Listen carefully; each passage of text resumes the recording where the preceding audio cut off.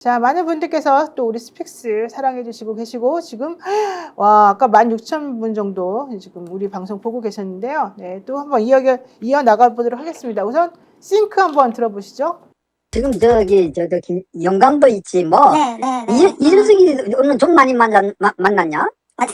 그렇지. 그 대선 우리가 맞아요. 네, 처음부터 그쵸. 그저께 만나갖고 그 여론조사 강 실장 해갖고 그거 해주고 그랬잖아. 네네네. 여기저기 다 앵벌 해갖고 그죠, 맞아요. 앵벌해가지고 글로 다 밀어넣어버리고.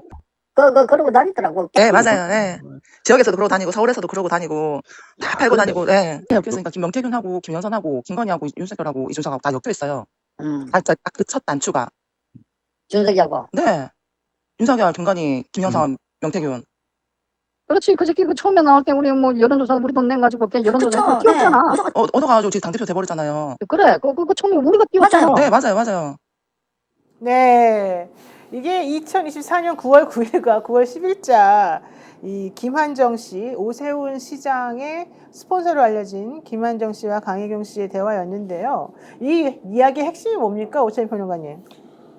아니 노골적으로 하니까 여론조작하고 있다는 건데 이게 집권 여당의 실체를 이런 식으로 우리가 확인하는 거예요. 너무 불쾌하죠. 그러니까 앞으로는 입으로는 근사하게 헌법과 법률 이런 얘기 많이 합니다. 김한정 씨가 일하는 곳이 어디라고요? 공정과 상식.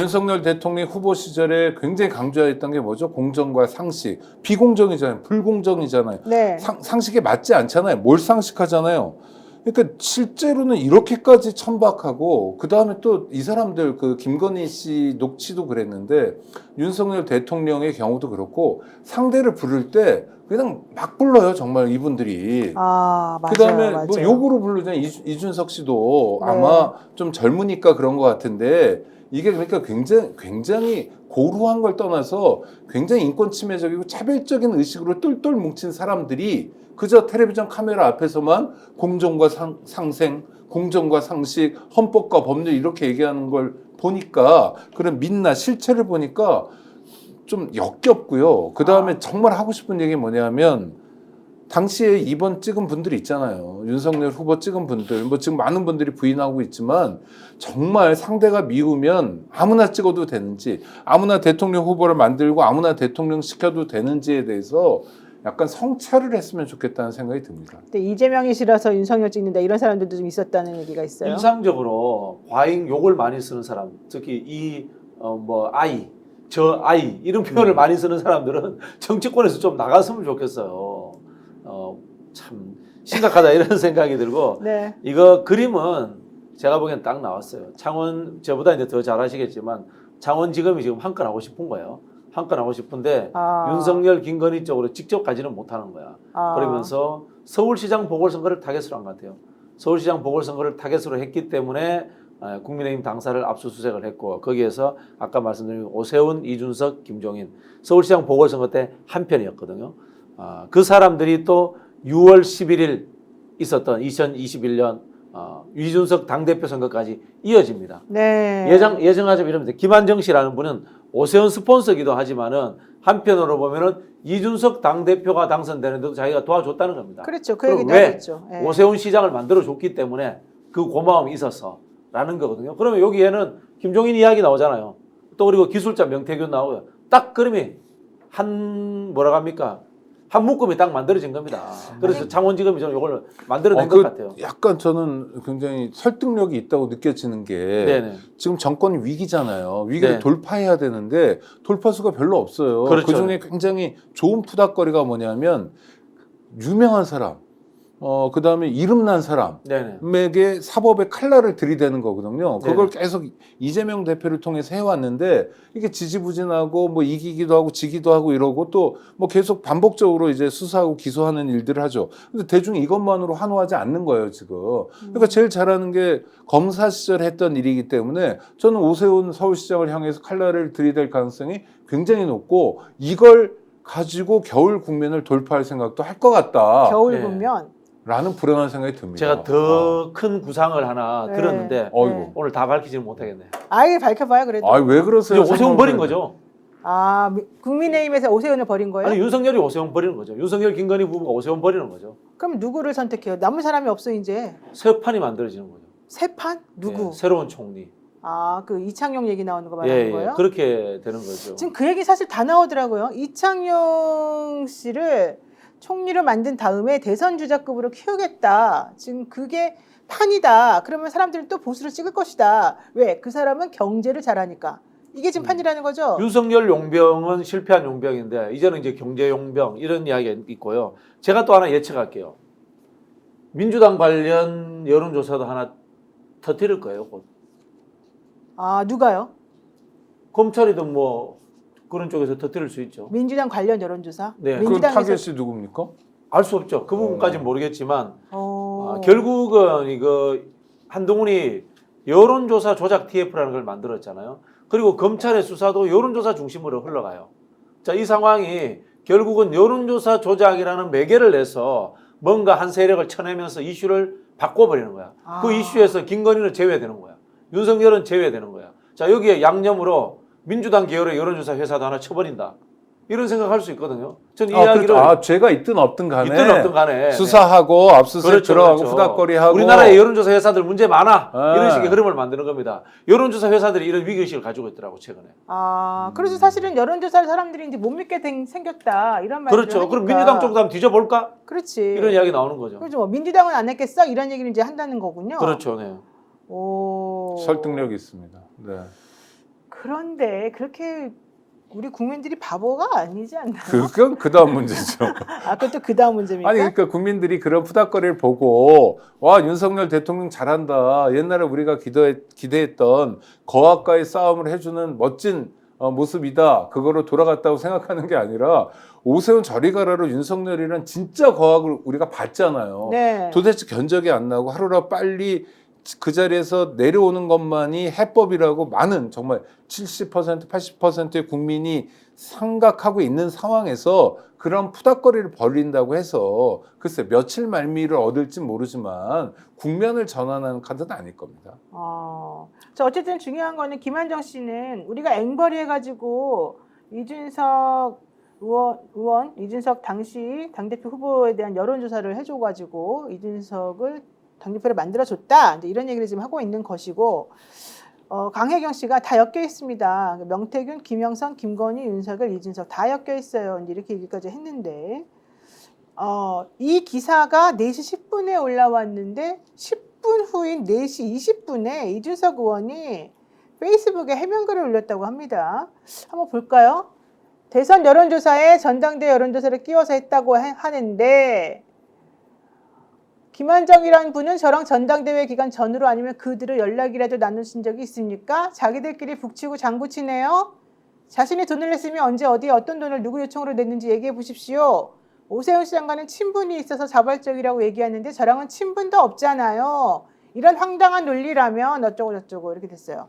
자, 이준석 의원이 발끈하고 아주 기다렸다는 식 글을 올렸는데 저 해명은 어떻게 좀 설득력이 있습니까? 뭐 이준석 대표도 이제 막장까지 온 것 아니겠습니까? 이 정도 되면은. 네. 결국은 이준석 대표가 갖고 있는 거는 김건희 씨 그거예요. 김건희 씨와 나누었다는 구글 드라이브에 저장되었다는 구글 드라이브인데 관련해서 이제 이준석은 혹시나 나 창원지검에 부르면은 다 불어버릴 거야. 그런 식으로 저는 마지막 그 카드를 치고 있는 것 같고요. 지금 이제 뭐 한간에 나오는 이야기는 이준석까지는 못 건드릴 것이다. 이런 이야기도 나옵니다만은 근데 창원지검은 저는 다룰 수 있다고 봐요. 왜요? 창원지검의 지금 분위기가 위에서 창원지검에다가 이준석 건드리지 마, 마의해 이렇게 오다 내릴 수 있을까요? 쉽게? 그렇게 못하죠, 그죠? 그러면 창원지검은 그냥 가는 거예요. 자료를 받았으면 가는 거예요. 국민의힘 압수수색에서 자료를 받았기 때문에 쭉 가는 거예요.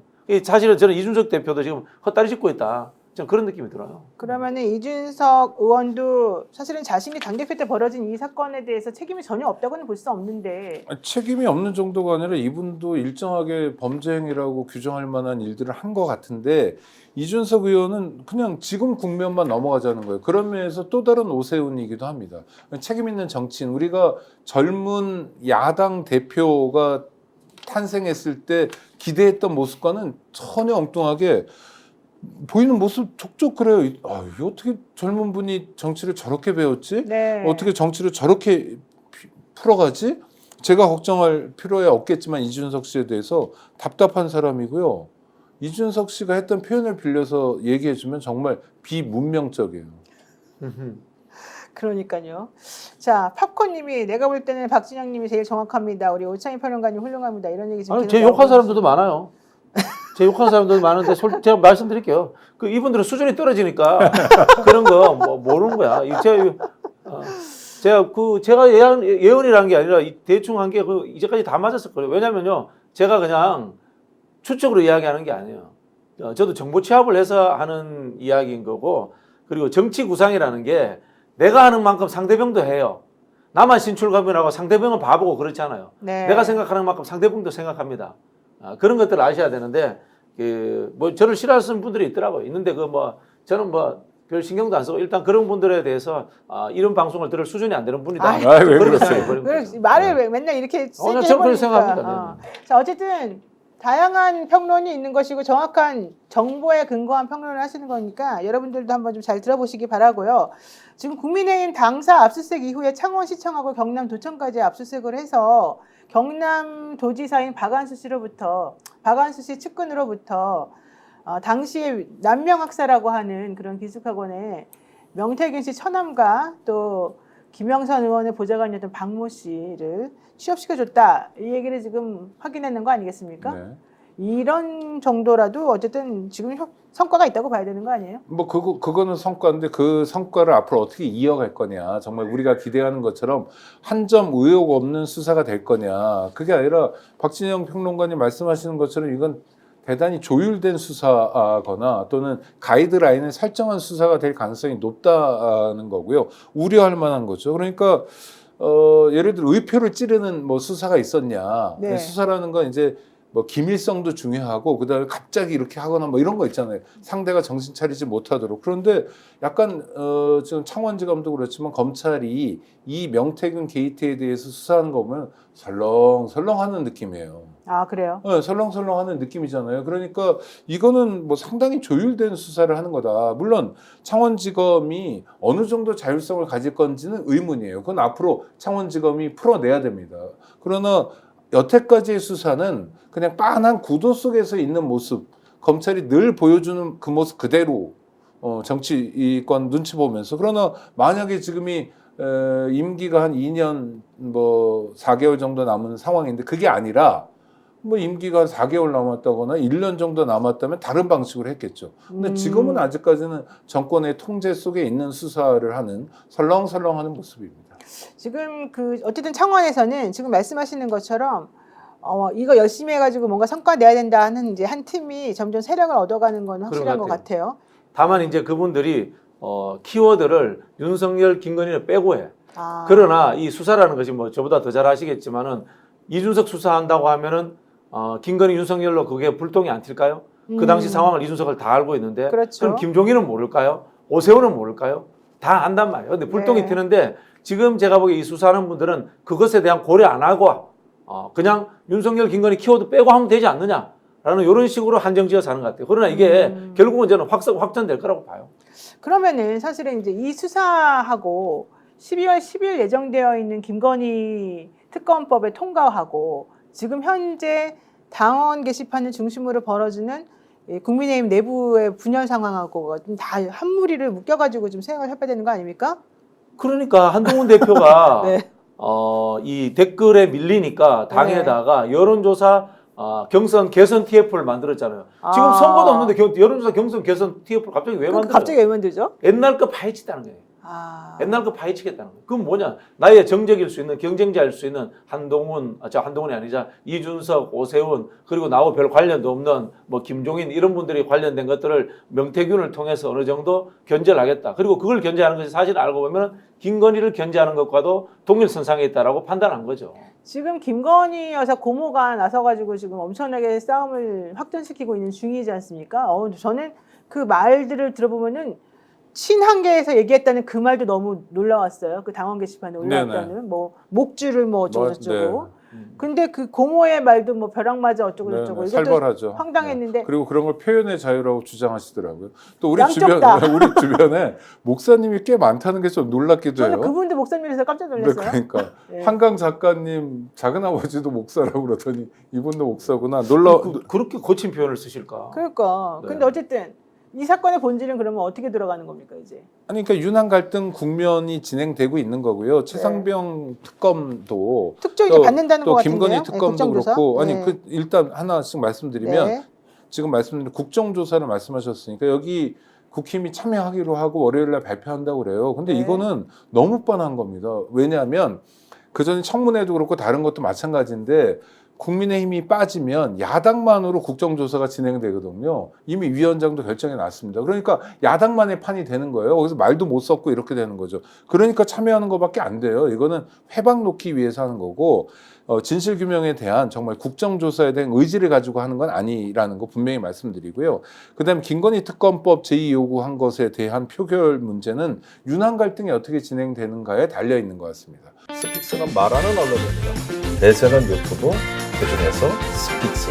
좋아요, 댓글, 구독, 알림 설정. 여러분이 저희를 사랑해 주시고 우리가 여러분을 사랑하는 4가지 방법입니다.